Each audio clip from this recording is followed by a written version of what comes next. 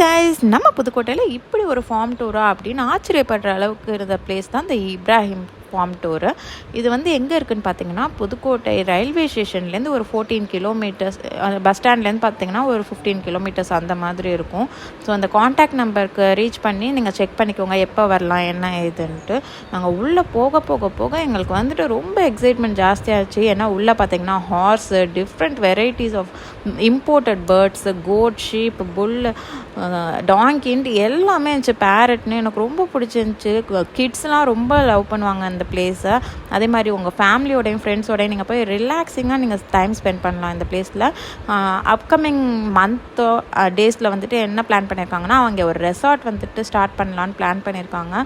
அதுவுமே எனக்கு over excitement ஆச்சுன்னா, இந்த பேர்ட் பார்த்திங்கன்னா அதுக்கு வந்து தலையே இருக்காது. இது பேர் பொக்காரா செயின்ட் பீட்டர்னு சொன்னாங்க. இதுவும் ஒரு இம்போர்ட்டட் பேர்ட் தான். ஆனால் உள்ள